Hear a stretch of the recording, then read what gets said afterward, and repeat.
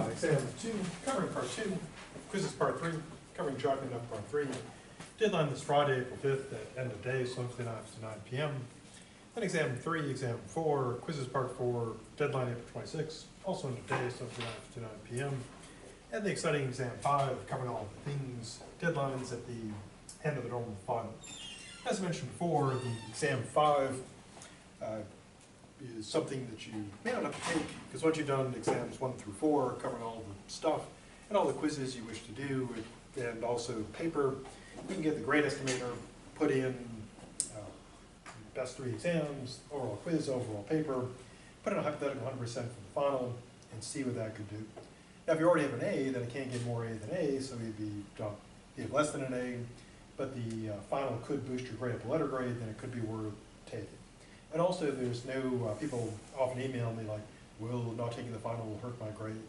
And there's not going to be any like terrifying sudden drop like in the day of the final where I put in that 0 and everybody's grade goes, and that's not going to happen because it's already pre-0. So if you don't take, if you currently right now it's at a 0, and the grade is the class assumes a 0 already.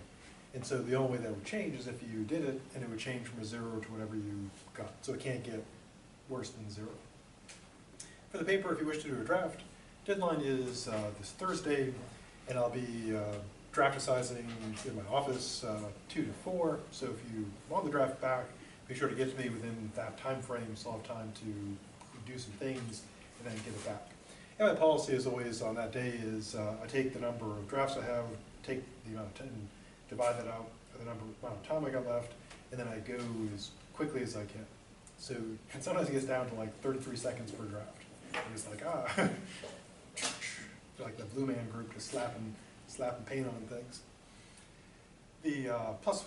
I was going to say, I think I misheard you. You said the draft's due in class, right? Or is it? No, you can. Before April, you can turn it anytime you want. To comments on it, though, if you turn in one today, I'll take it back to my office, and then I'll commentize it and put it in, pick up envelope at my door. If you drop it off in class today, I have it back to you today. If you drop it off in class on Thursday, then I have it back to you on Thursday. But if you want to get it back before the deadline, you want to make sure to get it to me so I have time to look at it. And the latest time would be like during that office hours slot. And the earlier the office hours, the better. If you don't do a draft, what happens? Well, nothing at all. For the turning the paper in, final version goes in on Blackboard. You don't have to do a printed copy. It's you get the +5 points for being on time, April 9th, end of day. Emergency deadline, April 16th is full credit. So if you decide you need more, you kind of have to weigh, like, what gives me more points? +5 for turning in on time, or 1 extra week. And then of course there's the desperation deadline on the 26th, which is half credit. But half is better than none. And, also, again, you don't have to turn in a printed copy for the final version. Drafts are printed, because that way I can put stuff on them. The final version doesn't have to be printed, and be sure to put it into the safe assign assignment. So if you put it in the ungraded plagiarism check, that's ungraded. People ask me, why did you grade my ungraded safe assign check? I'm like, oh, it's in the name. And that's the ungraded safe assign check is so you can check to see, it'll give you the safe assign report. So if you're wondering, is there stuff in my paper that's, plagiarized stuff, then you can check it there. And it doesn't feed into the system, so you won't get like the terrifying result of 100% plagiarism because you plagiarized yourself. So it checks it without putting it in the system. So you can check it there as many times as you want. But I don't grade that one. Now if you hit if it rolls around to like 12:05, on April, actually I guess it'd be April 10th, upload the paper to whatever's, the next thing that's available. So if the +5 closes out, don't email me the paper, send it in through the safe assign. So all papers have to go through safe assign.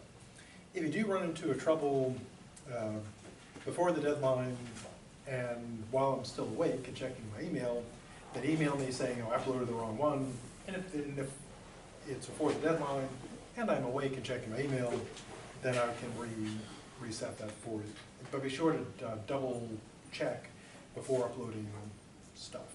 And so I can read it, be sure that it's in PDF format or doc. If you use Apple Pages, just save it as PDF, because on the PC, Apple Pages are literally the worst. Not the worst. Viruses are worse, but they're pretty terrible, because I have to change the extension to zip, crack it open, go in and find the file, and then open that. And usually that makes me sad. They say never great sad.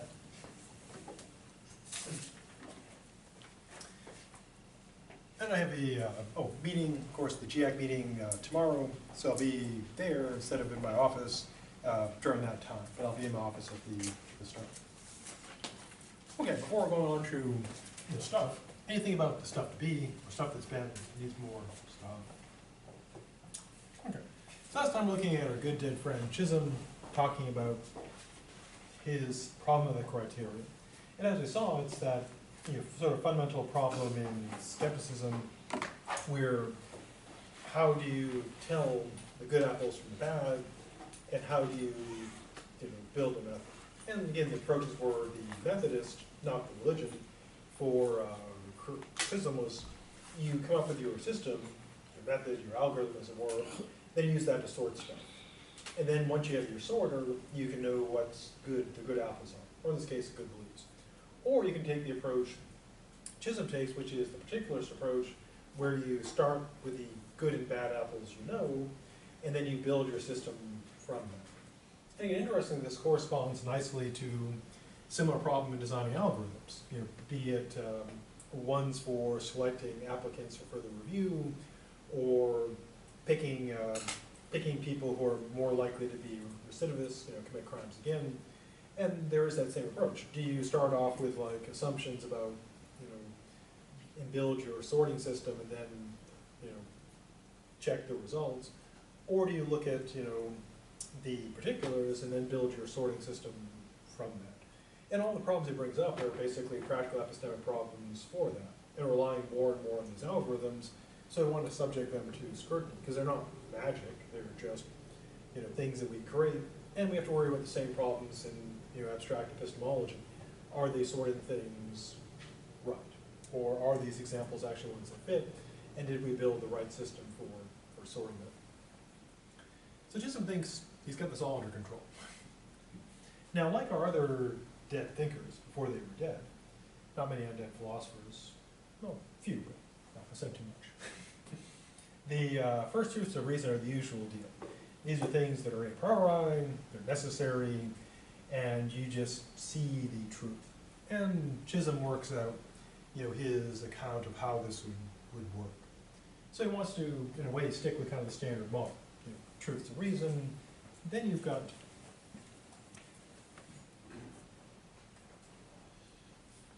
the old a priori.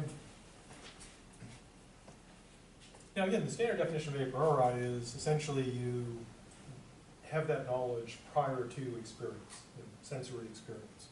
And Chisholm does the breakdown of it, means this. One, it's axiomatic as opposed to algebraic, Finn's expression from Adventure Time. Secondly, the other option would be, is evident to the person. We'll take out the sexism there. At that time, the proposition is entailed by a set of propositions, blah, blah, blah, blah. So what he's saying basically is this. He's kind of returning to the Descartes scenario. Essentially, it's a priori if you see the truth, or you can basically derive it deductively from ones that are self-evident. So in a way, it's sort of a reskinning of Descartes' approach. Namely, you just see the truth, or you're able to deduce it from established truths. So these truths meet his condition, because going back to his, how do we tell when you've got the right stuff? One is, of course, it's going to be immediate. It can't be a delay. And we saw in Descartes why we can't have that delay, because if you have like a process in a way, then the evil demon or the skeptic can get their claws in there. So if you think about it, they can mess with your reasoning. But if you just see it, then they can't get through it. So these are directly or immediately evident. So I think he's got that stuff done. And so he presses on.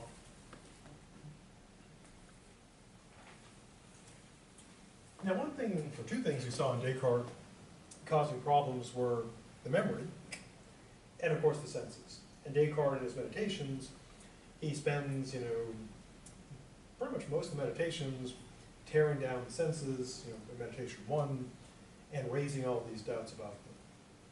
Also, he does also bring up doubts about the memory. And that was kind of, again, the problem, I sort of labeled it the memento problem. Older movie, so, but still, I guess, spoilers if you haven't seen it. And the main character, they have an injury, and they only have their past memory. They can't form new long-term memories. And they're pursuing their wife's killer. So every time they find a clue, they tattoo it on their body, and they try to figure out what did that mean. And so I use that as an example of how, Descartes' skepticism would work. Imagine trying to function where your memory was unreliable. It just didn't work. You're trying to, and people are really, this is not, sci-fi or fanciful, because there are people who have Alzheimer's, etc., who they're living that. They can't remember, if someone comes in and says they're your son or daughter, they've come to get the money you promised them. How do you know if your memory doesn't work anymore? So Chisholm wants to trust the memory and senses. So once again, he works it out with some variables, because everybody loves variables. And he has these two principles, M for memory and P for perception. So the memory thing is this, and the details are, of course, for the memory, for any person, if it's evident to you that you seem to remember this, then it is beyond reasonable doubt for you that it was. Now, going with perceptions, same deal. If it's evident to you that you did perceive that, then you can take it as, evident that that is the case. So using a concrete example, if it's evident to you that you remember, say, some event from your childhood, like winning second place at an art fair or something. In that case, you would say, well, if it's evident, then it's beyond reasonable doubt.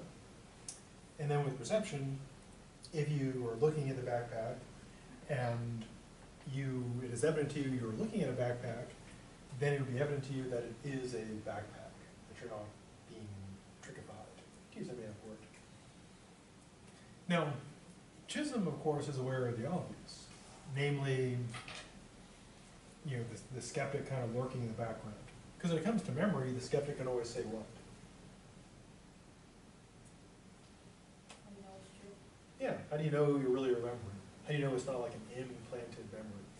Insert your favorite episode of Black Mirror or sci-fi thing where the memories you have are Blade Runner. The whole, spoilers, in the original Blade Runner from the 80s, there were replicants who didn't know they were replicants because they had implanted memories and they thought they were their own memories. And so the skeptic could say, how do you know you're not a replicant? You were built 4 years ago, deployed to among the human race, but you're a replicant, and all your memories are somebody else's. And of course, same with perceptions. What you're perceiving could be not real. Insert your favorite horror or science fiction here as to how it could be not real. Maybe it's an evil demon messing with you. Maybe you're hallucinating. Maybe you're in some sort of terrifying horror scenario where all this is being fed into you by some terrible, terrible monster. Now, Chisholm was aware of all these problems. So his solution is this. What you have to do is, of course, build in qualifications and conditions, kind of like a end-user license agreement. So you'd have to consider things like the sensory state of the person, other beliefs, relations of confirmation, and he says correctly, you're not going to solve this in a journal article. You're going to need like a whole book or series books, which is a standard cop-out for philosophers. I do this all the time myself, where you say like, ooh, pretty messy. I'll just say I'm going to do a book on that, and then just never read the book, and then you die, and then no one can hold you accountable. Like, escape. Not going to get these suckers. I'm dead. So, but it is, joking aside, it is a fair point. There are some things you can't crank out like in a short, relatively short paper. Now the question is, of course, when you make such a promissory note, the question would be, could you make good on it? Can you deliver this? And the answer, of course, is no, it hasn't. Because otherwise I'd say, and there is a statue of Chisholm out there, for he has shown us what knowledge is. Now we know. All those problems are solved. Take that, Black Mirror. Take that, Leonardo DiCaprio.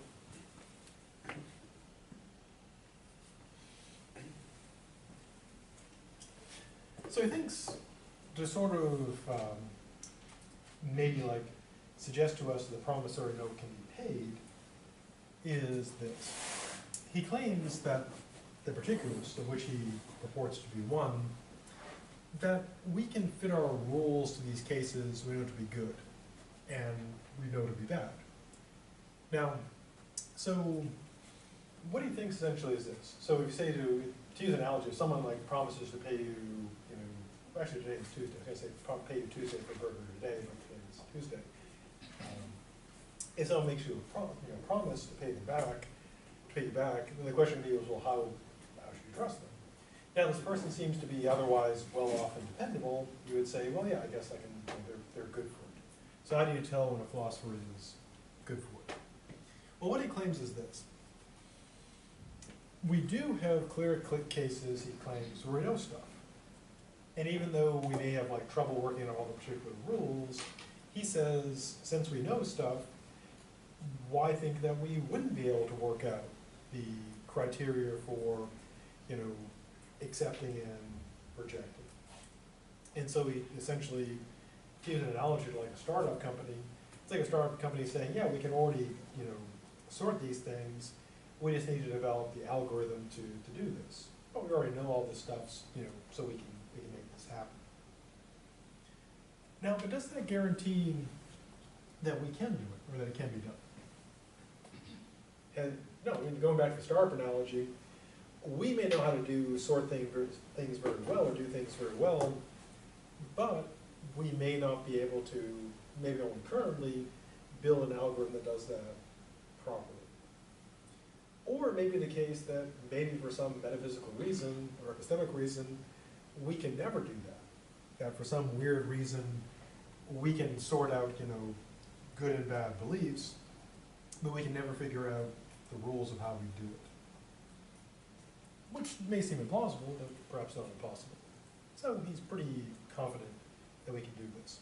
Now, the challenge, of course, lays in working out the details. To use an analogy, think about driverless vehicles. Now, do we know how to drive? Yeah. So we know that there are things going on in our heads that enable us to drive safely some of the time, maybe most of the time. And so we know there's like procedures or something we do to do that. But then the question is, could we take that stuff and put it into a set of rules? And then there's also the other question of, can we get something that can follow those rules? Because maybe we could put stuff out in rules, but then the challenge is, which you don't have in epistemology, could we take those rules and put them into a form that can be used by a computer? So, similar problem here. Maybe we do all this stuff, but we may not know what the rules are. Maybe if we knew what they were, maybe we still couldn't build a method. Similar sort of problem. Or maybe, which would be kind of funny, in a sad kind of way, is if we're able to build cars that can drive like us, maybe it would be they would drive like us. So the things that enables us to drive also make us not so good drivers. So to get them to do all the stuff we do, they got to do things as sort of an unintended, consequence or requirement. They have to be like distracted. They have to like, drive badly, which would be kind of funny.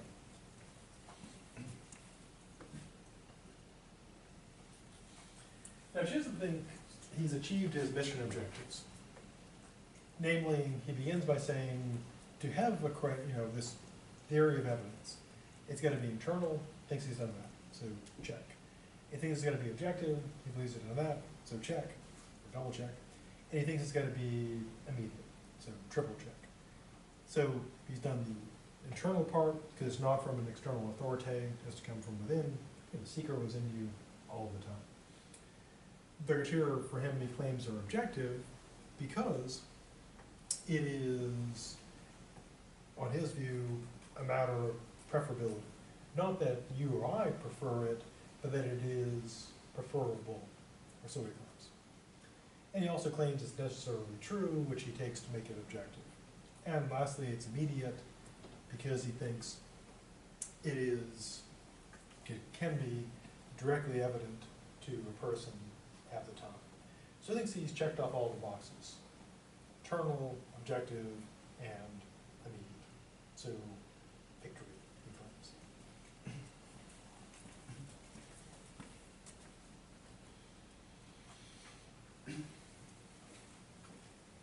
So Chisholm believes that he has won because he presupposes, assumes particularism.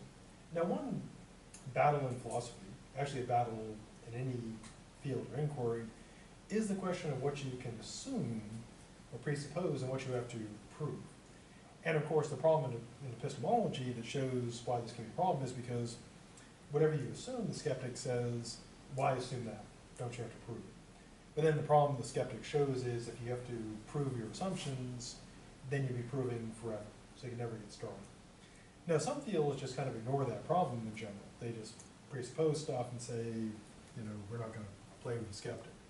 And in a way, Chisholm is kind of proposing that epistemology would do the same thing. We just presuppose and we don't play with the skeptic.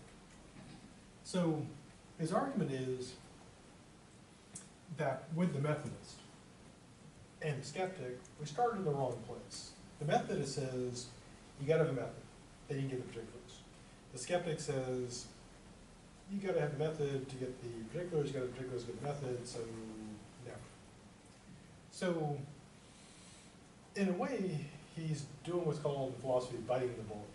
And it comes, as I mentioned before, back before they had anesthesia or when it wasn't available, someone got wounded, they give them a bullet to bite on, so to take their mind off the pain. Also, so they didn't scream as much, because screaming is bad for morale. But in philosophy, biting the bullet is to basically accept something bad and just essentially tough it out. Just say, okay, there we go. And he says, this is the bullet he's going to bite. We can solve the problem of skepticism only by begging the question. Why? Well, the skeptic says, how do you know? And if you start playing that game with the skeptic, you're going to lose. What he says we need to do is say, we do know. And if the skeptic says, well, that's what you're supposed to prove, he says, we know. The skeptic says, you're begging the question. He says, yes. Yes, I am. Now, he can't, of course, simply say, I'm begging the question, that's cool everywhere, because then everyone would just beg the question everywhere. Why am I right? Because I'm right. And that would be terrible. So how do you beg the question in a way that's principled? Because otherwise you could just solve everything by, if this is legitimate, you could just say, I'm right, because I'm right. No. So this is how he tries to argue. He says, it's a clever argument. He says we have three different views. We may have more, because just because he's Chisholm and he's dead doesn't mean he's right.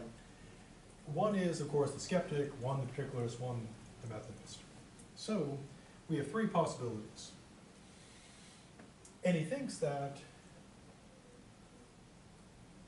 none of them, in and of themselves, have any more claim to being just assumed to be true.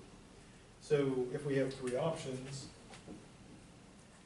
we shouldn't give any one of them a particular privilege. So we shouldn't say the skeptic, okay, we have to assume the skeptic's right. And he says in a way we're assuming we know stuff, but he claims, in a way that kind of begs the question again, is that we do know stuff. So we have to assume we know stuff because we do know stuff. And he if you think he's wrong, you just say, well, he's begging the question about begging the question, his response begging the question. But if you think he's right, you could say, well, maybe that is appealing. That if we have these three competing views, why should the skeptic get like a special thing where they just always win? Because why not just say, well, we do know stuff? And that beats the skeptic. And again, the skeptic would probably say back, well, no, that's still cheating. Now, if you're looking for, paper topic, one interesting thing to do, maybe in dialogue form, I'm going to write something about this myself because I thought of it while writing this morning, is imagine if you sort of like pretended that skeptics didn't exist. And so the skeptic's trying to talk to you, before you even listen to them, they have to prove to you that they exist and you should listen to them, and that they actually have views. And so, and I was kind of thinking, like, how would that impact skepticism? Like if you said, I don't believe in skeptics, I don't believe in their arguments, and someone's going to believe stuff, and that in a way is kind of switching the burden of proof, where they have to prove to you that they exist and you're wrong. And so maybe kind of interesting, if you're interested in writing that as a paper topic, maybe an interesting approach, just saying, I refuse to listen to the skeptic unless they can prove it to me. If they say, well, no, you're supposed to prove it, you just say back, well, why? Why not? Or just pretend like you can't even hear them. I'm not hearing anything. It'd be funniest to do with a real skeptic, but kind of neat too. Okay, before pressing on, anything about the Chisholm stuff?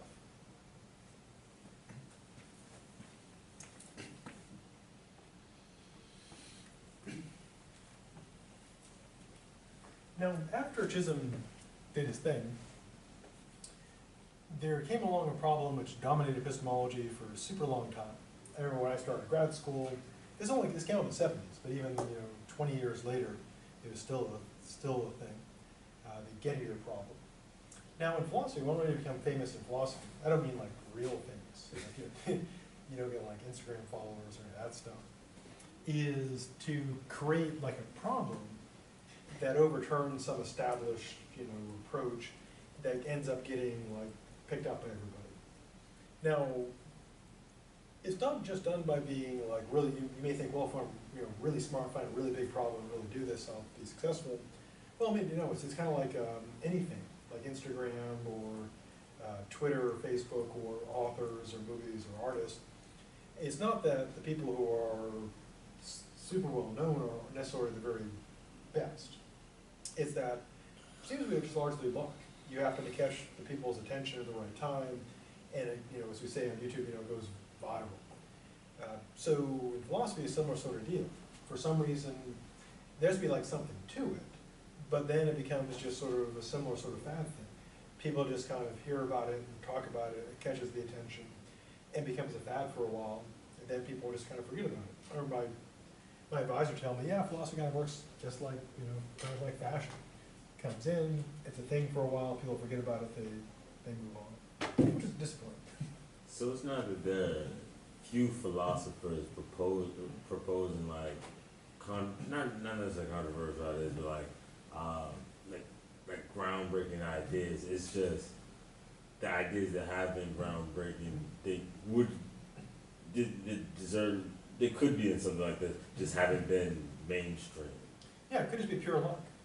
It could be, we'd like to think, the ideal we're told in philosophies, also in our society. Think of like our society where we're told that you have, the model is free competition, be it in science or philosophy or economics. And what we're told is, if you have the best idea or your best product, like in the case of philosophy, like you work hard, create this, this new idea, get it out there, that you'll get all the attention, that you deserve. Just like we're told, if we work hard, and get a good job, we'll make money, get a house, be successful.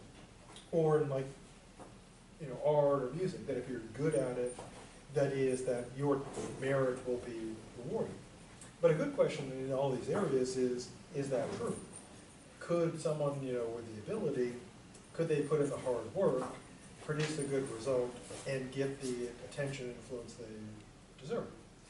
And the answer seems to be Sometimes yes, but often no. I mean, a big chunk of it is pure luck.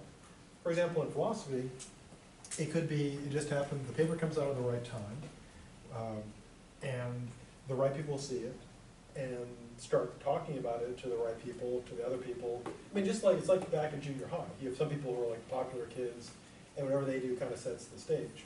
I mean, philosophy and society are just like that. If the popular philosophers start talking about your paper for whatever reason, you know, maybe you happen to luck out, you were sitting beside them on a plane trip to a conference, and for some reason you told a joke about, I don't know, Descartes, and they really liked it, and so they remember your paper, and they talk about it to someone else, and then you're famous. Or like with, you know, Instagram or art or success in society. Think of Bill Gates, smart guy, but there are other programmers who are as good as Bill Gates who didn't become, you know, head of Microsoft. Was it because they were worse than him? Well, no, because if you have people who are equally matched, somebody's got to win, and so even if they were equally matched, it becomes a matter of luck. Now, it's not all luck. You got to be able to like do some stuff, but yeah, the people we consider the best known, the famous, the important problems are largely a matter of just luck. It's whoever happens to be in the case of YouTube, or Instagram or Twitter, the influencers for whatever reason. And same in philosophy. Whoever's the academic influencer, they decide who gets to be part of the canon. And as you might imagine, there's all kinds of racism and sexism in there, jammed in there as well. Yeah, so you might luck out, write a paper, you become super famous, you can coast on it forever. Or you could spend years putting out stuff that never gets recognized. Or maybe it gets dug up 100 years, 500 years later, and people say, oh, they were so brilliant. So Gideo, I'm not denying that he didn't do something interesting, but it became kind of like a thing. It was like I don't want to say like Crocs, because Crocs were terrible, but kind of like that. So up until Gideo was Gideo, it was generally assumed by philosophers that you could have necessary and sufficient conditions for knowing. Now, this is the ideal of any definition, because if you've had like critical thinking or logic, you know a necessary condition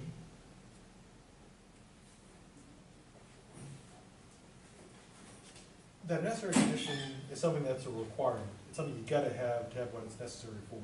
So for example, think of like, in order to take English 2, you gotta take English 1. So if you're taking English 2, then you took English 1. You can't take English 2 without 1. There's also what are called sufficient conditions. Sufficient conditions are such that if you have that condition, then you get what it's sufficient for. Like, if you get a 70 or better in this class, then you pass. You just get that. Now, if you combine them together, you get it such that if you have one, you must have the other, and you can't have one without the other. So kind of the dream is always, the perfect definition is necessary and sufficient conditions, because that way, if something meets those conditions, it's that thing, and if it doesn't, it's not that thing. So it's going to be both sets. Now, some things we can give necessary and sufficient conditions for. For example, being an unmarried man is necessary and sufficient for being a bachelor. Because if you're an unmarried man, you're a bachelor. And if you're not an unmarried man, you're not a bachelor. So what people are trying to do, like Chisholm was trying to do, and others are trying to do, is build that necessary and sufficient conditions. Now, rather than saying, logically, it looks like this.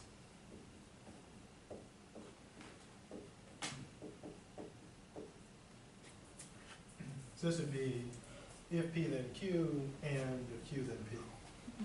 So this would be the sufficient condition, necessary condition. So you're saying that something is necessary and sufficient. It occupies both places. Now, because that's a lot to write out, philosophers, they came up with a symbol called the biconditional. So if you ever see the biconditional, that's what it's doing. It's saying this, because this is a lot of stuff to write out. Also, instead of writing, if P is necessary and sufficient for Q, philosopher came up with if, with two F's. So if you're wondering, hey, doesn't he know how to spell if? You know, a PhD, but still can't spell.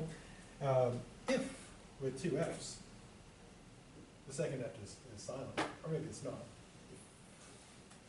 It stands for if and only if, which is the biconditional, which is this. So the dream was basically to come up with those necessary and sufficient conditions, the perfect definition. So the standard model for going back to Plato was the JTB model, the justified true belief. So the typical generic form would be this. We would say person S, and people love variables, person S knows that, you know, proposition P, if and only if P is going to be true,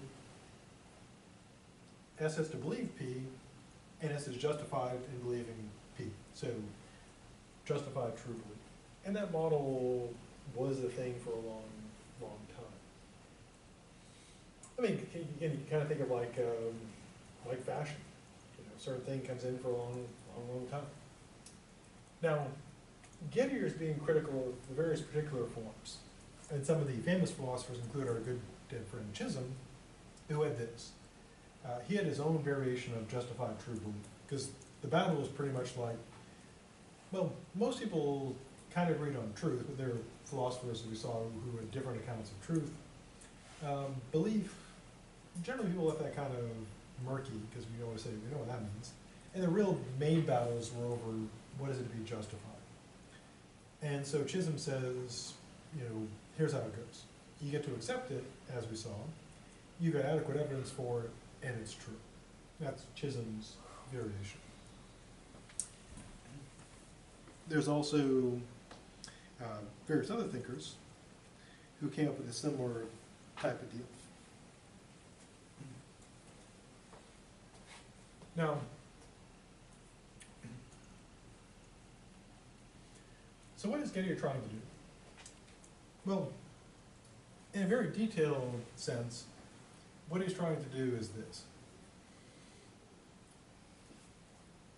We're using the term justification, because again, part of the battle is like, what do we mean by justification? And so, if we take a necessary condition of being justified, that you believe it, you know, in order to know it, you've got to believe it. It's possible for someone to be justified in believing something that is false. So, for any proposition, any claim, he says, if you're justified in believing it, and that claim entails another claim, and you deduce that claim from the first claim, and accept it as a result of this deduction, then you're justified in believing it. So, what he's going to do is try to show that, given these assumptions, he's going to try conditions in which they hold, but it's false that you know it. So, put in maybe normal-ish English, what is he talking about? Well, he's going to use a view of justification such that you would be justified, but intuitively you would say you don't know. So what's the point? Well, his point is basically trying to build these counterexamples. Because if someone claims knowledge is justified true belief, and you can show that someone would be justified, but not actually know, that knowledge can't be justified true belief. And pretty roundabout way of saying something pretty straightforward. So what he has to try to do is come up with counterexamples where you are justified, but you don't know. Now, critics, of course, would take issue with this kind of thing, namely that, as we'll see, the way he makes this work may seem like logical trickery, sort of unfair. So critics have focused on that. So how does he try to show that you can be justified in something through this deduction, yet we would say you don't know? Well, he also presents A.J. Ayer's form as well, similar type of deal, except Ayer, instead of using Chisholm's language, uses his own, which is, you know it if and only if it's true, you're sure it's true, and you have the right to be sure. And Gideo thinks, these are, different theories, but they all basically come down to justification. So he thinks that his attack can defeat all this stuff. So what he wants to do is show that this is not going to work. You can have these conditions being met, but you don't know. So how does he do it? Well, those who like Gideo, think he did it with clever counterexamples. Those who dislike him think he's basically using the features of deductive logic to try to basically use treachery, logical treachery to do this. Because it's worth noting that he doesn't use kind of like a normal scenario where you would be justified and not know it. He has to work in that thing where you use a logical deduction, and he uses basically the way true functional logic works to get it to be justified, but that you still don't know. And the examples are pretty convoluted. So here's the first one. So you have two people, Smith and Jones. They've applied to a certain job. Smith has strong evidence for this conjunction. Jones, the man, will get the job, and Jones has 10 coins in his pocket. Because for some weird reason, he counted the coins in Jones' pocket. So he's got that conjunction. So you got Jones getting the job, and Jones has got 10 coins. Now, Smith's evidence might be that, not critical of the evidence, but it might be the person in the company told him Jones is getting the job, and for some reason Smith has counted the coins in Jones' pocket. Now, if we accept D as true, Jones, the man, will get the job, and Jones has 10 coins in his pocket, then you can conclude from this, deductively, the following: that the person getting the job will have 10 coins, which is true. So if Jones is getting the job and Jones has 10 coins, then the person getting the job will have 10 coins. So that's a true, that's a valid deductive argument. If it's true, that's true. And this is where either the, counterexample gets its power, or this is just, logical trickery. Now, suppose Smith sees this. He knows this, he knows basic logic. So he knows if Jones is going to get the job and Jones has 10 coins in his pocket, it follows that the person getting the job is going to have 10 coins in their pocket. So he knows that basic logic. Now, we would say that Smith is clearly justified in believing the person getting the job is going to have 10 coins in their pocket. But, this is where the counterexample comes in. Imagine that unknown to Smith, he, rather than Jones, will get the job.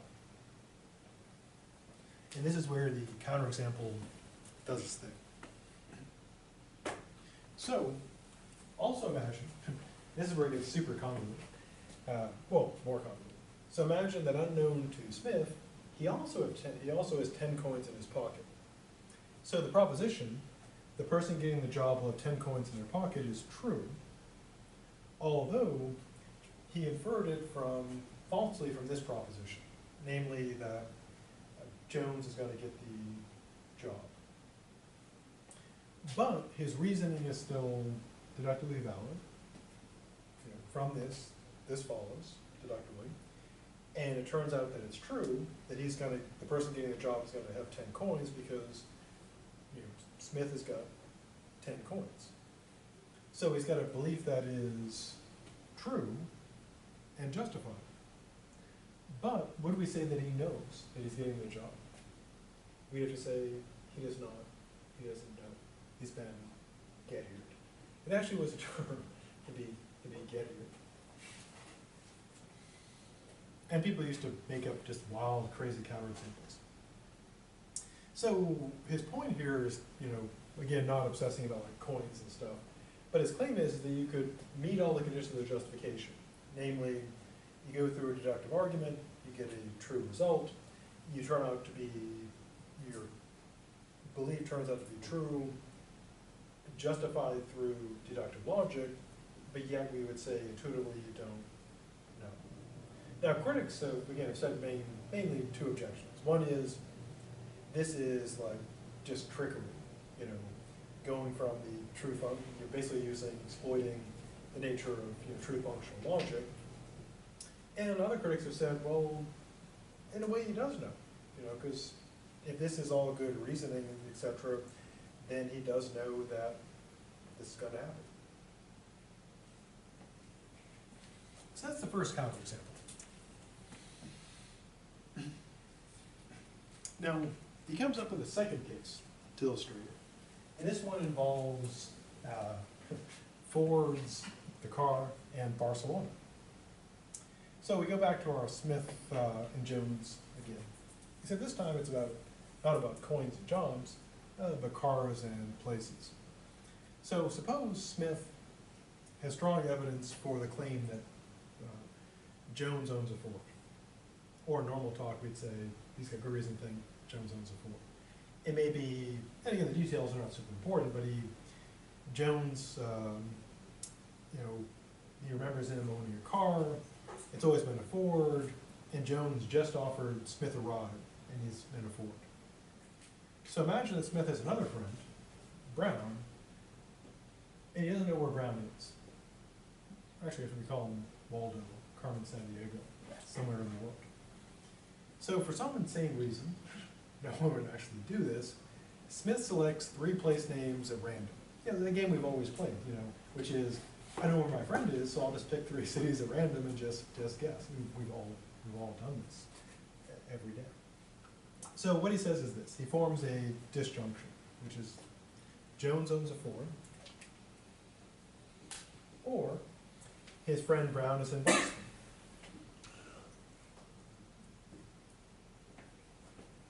Second one is either Jones owns a Ford or Brown is in Barcelona. And lastly, either Jones owns a Ford or Brown is in Brest-Litovsk, which I've totally mispronounced, but who knows, in that place. So we have these 3 disjunctions.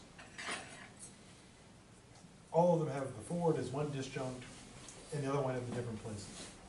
So again, for some insane reason, Smith is just picking places at random where his friend might be for no kind of reason. Now, if you had the logic class, or critical thinking class, you know the way disjunctions work is that a disjunction is true as long as one part of it is true. So only one part needs to be correct. Now,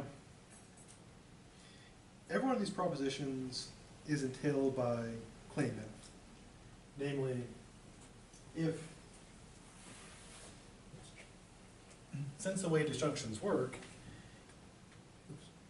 if Jones owns a Ford, then it follows that, like if you're doing, and you have the logic class for thinking, this is weird but valid logic. If you have, P and Q. If you have any claim, you can always reason validly like this. Why? Because if this is true, this has got to be true. Because the disjunction is true when either part is true. So I can say, today is Tuesday, or aliens will be invading in 5 minutes. Totally true, because today is Tuesday. Oh, also aliens showing up, so spoiler, I suppose. Now, but then you can do with anything. You can do P or R, P or K. And so from P, all of these follow. You can put anything there. As long as you put a disjunction on it, it all follows. Because if P is true, anything you disjunct with P will be true. So yeah, that's basic, logic 101. Right there.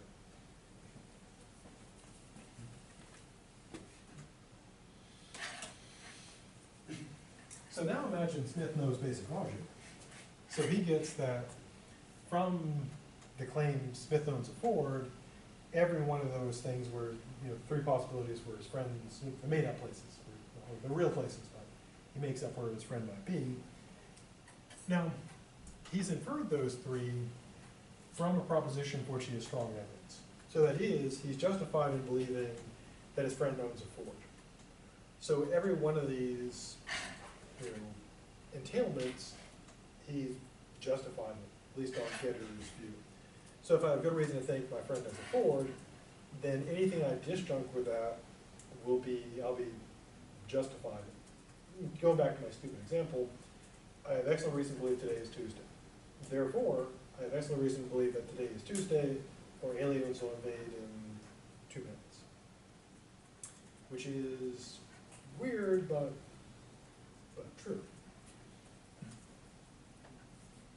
So, according to logic, Smith is completely justified in each of these propositions. But Smith, of course, has no idea where his friend really is. For some crazy reason, he's simply, you know, taking those three places. But now, here comes the shocking twist. Imagine two conditions hold. First, Jones doesn't own a Ford, but has a rented car. So Smith is wrong about Jones owning a Ford, even though he has excellent justification for his belief. And by the sheerest coincidence, and utterly unknown to Smith, Ford really is in Barcelona. So if those conditions hold, Smith doesn't know that H is true, even though it is. He does believe that it's true, and Smith is justified supposedly in believing that it's true. Because again, he is justified in believing that his friend owns a Ford, and he just gave those three random locations, and one of them happens to be true. And he picks, like, you know, Barcelona. But then you can imagine that his friend really doesn't own a Ford, he's wrong, but of course, because of the matches of disjuncts, his friend owns a Ford, or his other friends in Barcelona. Since his friend is in Barcelona, then that must be true, because one of the disjuncts is true. So,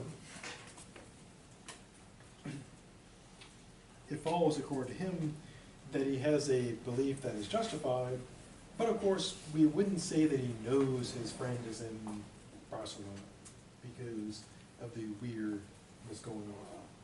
So what's the point of all those coins and cars and stuff? Well, again, to move away from all the logical trickery, if you think it's trickery, basically what he thinks is this.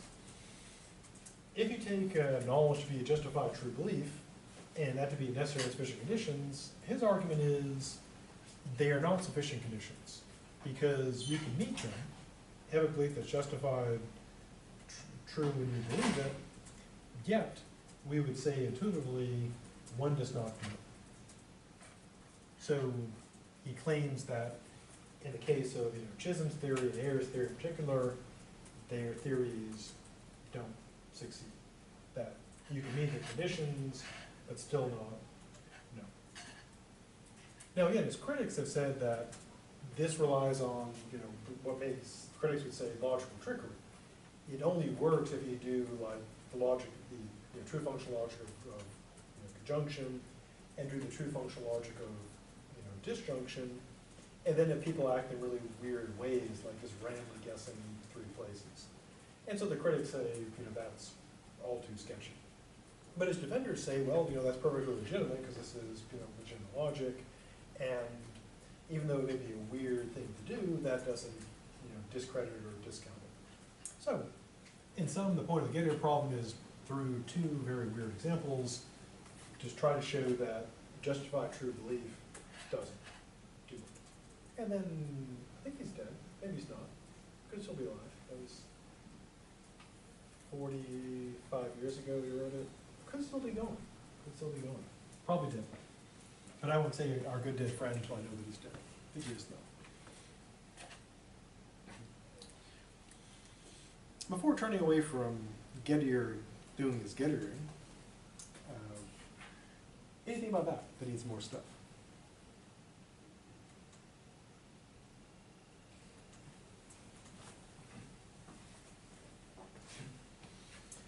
Now we turn to continuing our adventures of justification.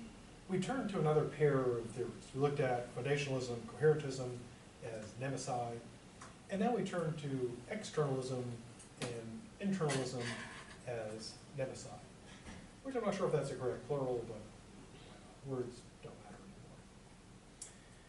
anymore. Now, the example being used here is our good dead friend Bishop James Ussher, not to be confused with the House of Usher in Edgar Allan Poe, but maybe. Born in 1581, died in 1656, still dead today. And he was the primate of all Ireland. No, he wasn't like King Kong. It's a religious position, although also a name for, apes and monkeys and stuff. Now, what he is known for is this. You might have heard people refer to the Earth being created at a particular time, and the date they often throw out is October 23rd at noon, 4004 BC. So when you hear people talking about the Earth being, say, 6,000 years old, they're probably referring to this guy. So if you ever wonder, like, where did that come from? This guy. And the question to me is, why that time? Well, what he did was this. He used the Bible with all the time limits, all the various begats, person begat that person, and the Bible actually mentions the lifespans of some people. In some cases, it's really long. Like, I think like 400, 800 years, etc. I guess back in the good old days when you live a really long time. And he calculated pretty exactly. I mean, he wasn't going to guesstimate and say between 4,000 and 5,000 years ago. He put it right to the exact date and the exact time. So 4004 BC, October 23rd at noon. Now, modern science, of course, utterly rejects his theory, in part because we have, records and evidence going way back before that. So, good reason to reject this, because the very least would be laying aside, humans and all the records, stuff we left behind. The fossil record, supposedly millions of years old. The dating of the age of the rocks of the Earth, around 4 to 5 billion years of age. Evidence the universe is 15 to 20 billion years. It kind of shifts around a little bit, but it's always the big billions. And the evidence for evolutionary theory. And so all of the evidence points that he's wrong, that it's wrong. Now, his view, of course, is not, actually, the Bible doesn't say, this was done. He's doing an estimate. So there's no necessary connection between accepting his view and believing in God. Because you could still believe in God, obviously, and believe the earth was, created long ago. But suppose Ussher was in fact right. He nailed it. He got the age of the universe correct. The Genesis account is correct, and the earth, the world was created 4004 BC, October 23rd at noon. So there we go.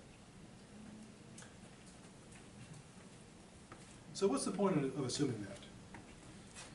Well, the point is, as we'll see, is that we're imagining that he's right despite all the evidence. So here's a scenario. Suppose that Ussher is right, the people who, young earth creationists, are correct. That all of the evidence for evolution and the age of the universe is misleading. That, for example, contrary to what we think, the carbon dating test is reliable, for a while, but then doesn't work after, for some reason, it just doesn't work after 5,500 years. Also, and people have advanced this, that fossils were hidden by a malicious demon to mislead unbelievers. Or we could go with a view that some people do believe, that humans coexisted with dinosaurs, which would be kind of dangerous, but also cool. Imagine having like a pet raptor you're hanging out with. Or riding a T-Rex, that would be awesome, until you die. That'd be a pretty awesome way to go. Killed by T-Rex, would make a great tombstone. Also, that the evidence we think that shows the universe is billions upon billions of years old, we're just wrong. But we're just too limited to recognize this truth. And the only way we can tell is through revelation. Also, and this one takes us back to our good friend, dead friend, St. Augustine. Augustine had the view that sin, original sin, damaged us not just morally, which Thomas Aquinas accepted, but also mentally. So Augustine had an interesting idea that when Adam and Eve did the sin, that we're literally brain damaged, that our reason is just screwed up. And so, which is a pretty clever way to argue, because if you're arguing with people who are all sciencey and stuff, and they're saying, well, we have all this science evidence, and you make the case that their brains are malfunctioning, and all the stuff they think is good reasoning is not, that they're effectively, crazy, then that definitely undercuts it. I mean, imagine if that were true. I mean, think of like, to use an analogy, Think of people who have paranoia or, extreme, schizophrenia.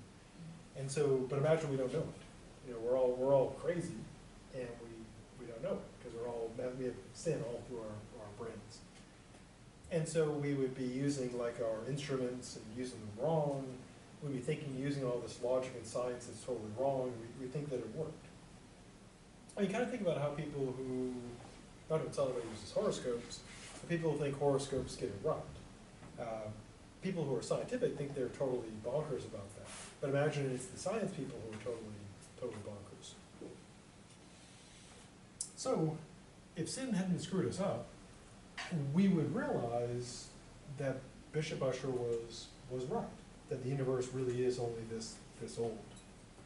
And so what's happened is, in this hypothetical scenario, sin has gunked up our reason. And so we get out, we were affected with the malware of sin, so we get all these crappy results. So the only way to know what's really true is by having divine grace knock the gunk out of our Souls, or thinking parts of our souls, basically clear out the malware, then we can see the truth. Or to use a metaphor, it'd be like being completely insane, paranoid, and then being cured. And then you realize that your toaster really isn't trying to kill you. Or is it? So the point of all this is not to say, he was actually right, but imagine that he was. That all the evidence we have for this is totally, screwed up. So what's the point of this scenario? Well, as promised, the point is to show how the internalists and externalists differ. Now, the internalists, sometimes called justificationists, believe the following. They would say, suppose the scenario is true, and then one day, God comes down and says, yeah, Usher's totally right, 4,004 years old, all these science people, you're screwed up. What the internalists would say is this: as long as we're following the best evidence we've got, we're justified in believing what we believe, this scientific evolutionary account. The creationists, though, even though they get it right, they're unjustified. They were just lucky. That's what the internalists would say. To use another example, the flat Earth is a thing, big thing apparently now. It's like they even have a thing on Netflix about flat earthers. Now, all our sciencey stuff shows that the Earth is not flat. Like things like planes flying over it, spaceships, satellites, etc. But imagine we are just, we're just wrong. We're screwed up, and the flat earthers have it right. Well, in this case, the internalists would say, yeah, they were lucky. We were wrong, but we are totally justified. Now, the externalists also known as reliabilists, they claim that obviously the internalists are wrong. As long as the process used were reliable, that caused the creationists to believe what they believe, they do know and they do have justification. So kind of the difference between these two views is this. Internalists believe essentially it's not the mechanism that we use that matters in terms of like we're right. Their view is we go with basically what we've got, hence internalism. Externalists claim that you don't have to know you know, you just have to have a process that works reliably, even though you don't know. So to use an analogy, this would be like believing as long as you're using the best available information and working with what you've got, even if you turn out to be wrong, then you would be justified. But if someone just got lucky about it, they wouldn't. With the externalist, it doesn't matter this stuff.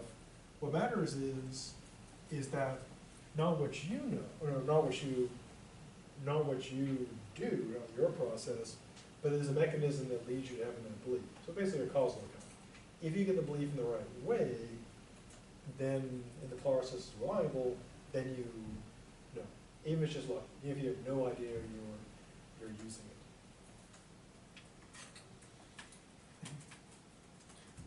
Now, there's two kinds of this. These include both dead. I actually met Armstrong before he was dead. I might have met Goldman, I can't remember approximately. He's dead too late. So Armstrong and Goldman. And their position was this.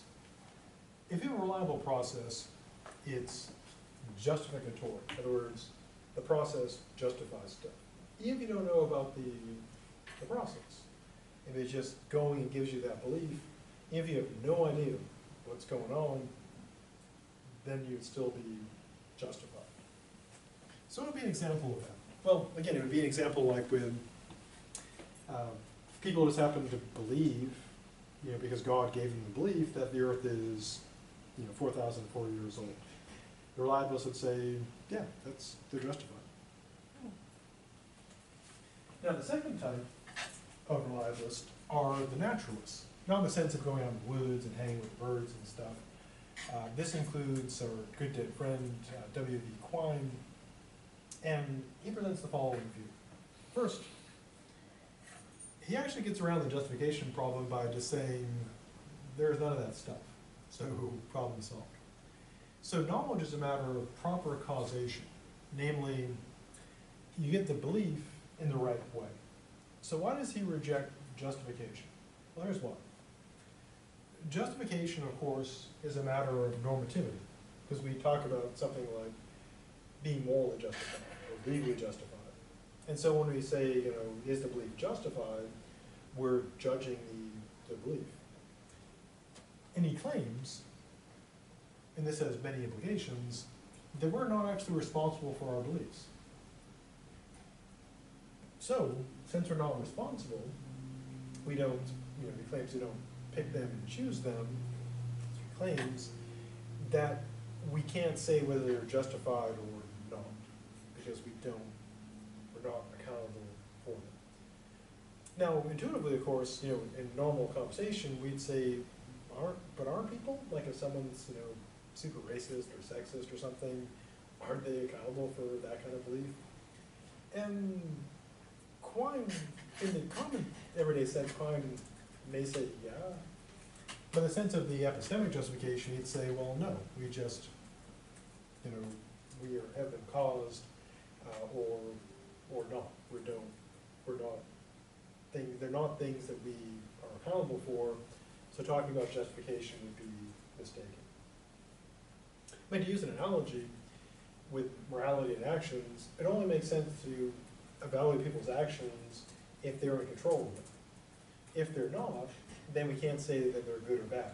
I mean, for example, if you're driving your car and you see someone you don't like and you go up on the sidewalk and nudge them a little bit into the wall, then you're responsible. But if you're driving along and your steering wheel fails and the car goes up on the sidewalk, then you're not responsible, because you could not do otherwise. So if our beliefs are just, caused in us, we really can't talk about them being justified, because we don't, we're not picking them, we're not choosing them, we just got them. Or so it goes. And just because he was Quine, famous and dead, again, doesn't mean he's right. So we have those two flavors of reliableness. So What's good about this externalism, where you don't look into the believer, for their belief, but rather you look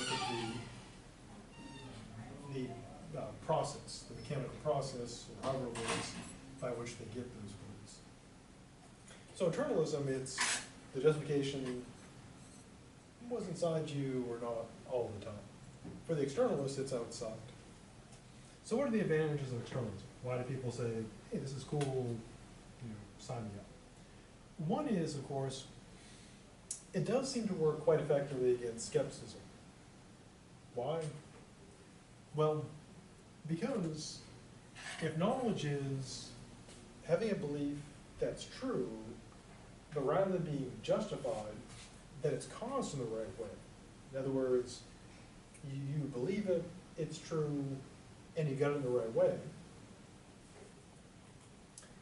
Then he claims this, in a way, beats skepticism, because if you can't give an account of your belief, even if you don't even know, or if you're not even aware that you believe it, it doesn't matter.